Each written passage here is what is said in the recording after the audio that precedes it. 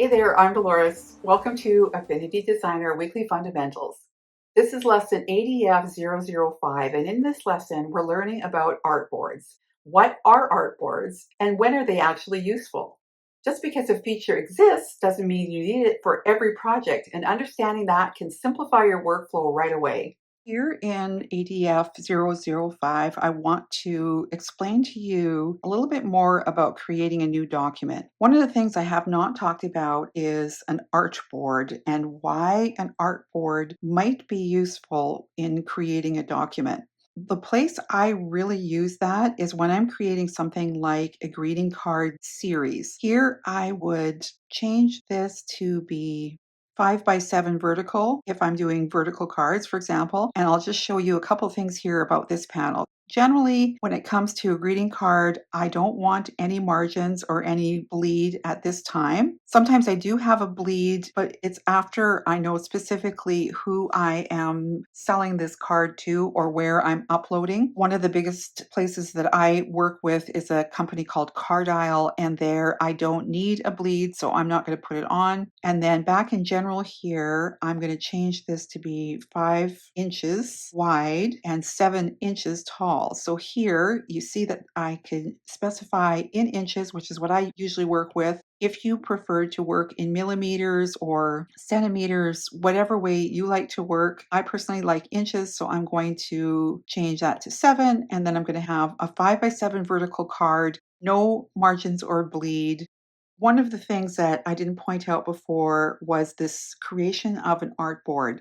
And in this case, I do want to have an artboard. I also know that I create all my cards in Affinity Designer at 300 pixels per inch. That is the resolution that is the most universal used in the print industry and gives you a really good quality result. I have not changed anything to do with the color profiles. This is something we'll talk about much later on. But I do want to toggle this switch on so that I create an artboard, and this will create it automatically. Here I can say okay, and I will have my artboard, and you can see it's labeled here. You'll also see that labeled here in the layers palette. The layers palette is your friend. You definitely want to use your layers palette and get to know how all of the settings here work. We're not going to get into that today because I just really wanted to point out what is important about artboards. What makes artboards important is to imagine it like a separate canvas. In a case where you're going to be designing multiple items that are the same size and that all are going to work together in a collection, it's super useful to be able to create more than one at a time that you can work with so that that whole line of cards is all in one place when you need it. To work with artboards, you can go to the main menu here and you'll see artboards is one of the selections. You can click on artboards and now you can draw additional artboards. This becomes really useful for, like I said, creating a collection of items that are the same size, and they don't have to be the same size. I could be on this document. An example would be if I was creating Instagram posts and I wanted both Instagram and Instagram stories here using all the same components. This is another purpose that I might have for it. You can see right now that as I get close to the bottom of this one, that this is actually snapping, and that's because I have this depressed here, which is my snapping control. You can also see that the measurement is showing here, but I find it very hard to get it to the exact measurement that I want. I mean, that's pretty darn close, just about 5x7. I can let go here. And one of the things that you're going to work with in this side panel over and over and over again is this transform panel. And this is where I would go in and correct that measurement to be exactly 5x7.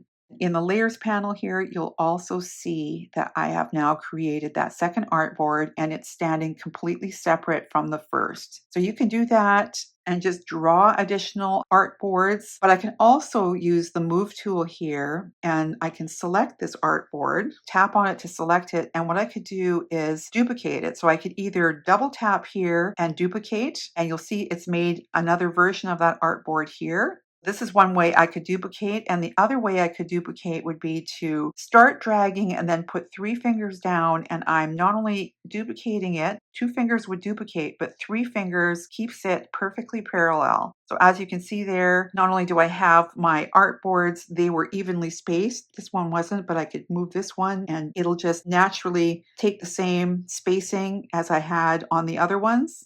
The only thing that you probably noticed already is that they are not named consecutively. So here I would go into the layers panel and I could swipe right on the word there. You're going to swipe left and you can rename the layer. There I could rename it Artboard 3 and hit OK. Sometimes, even though it renames it here, it doesn't rename it here until you zoom in a little bit and back. And of course, I got those two mixed up. But I just wanted to show you that process. You could go through and do your whole line of cards. I'm going to show you an example of that.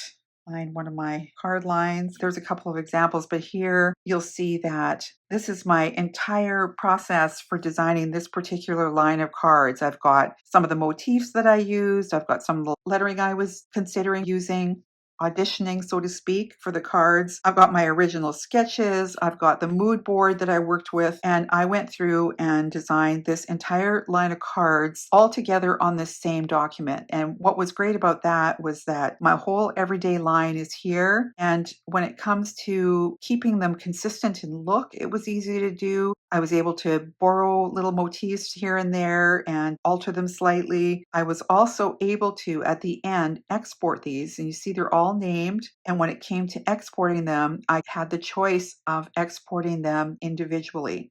So there are lots of advantages to using individual artboards. And just note that they're still completely editable at any point. So here I could go back to my artboard tool and I could take that whole artboard and change it in size. Not that I would, but I could. Sometimes it happens. I could be working on a single illustrative design. An example could be something like this, and I'm working on the illustration and it's needed for a 5x7 greeting card. I could actually go in and change it right here on this document. I think that pretty much covers artboards. And in the next class, what we'll do is take a look at saving and exporting. Well, that wraps up ADF 005. As your projects grow, knowing where to keep things simple becomes just as valuable as learning new tools.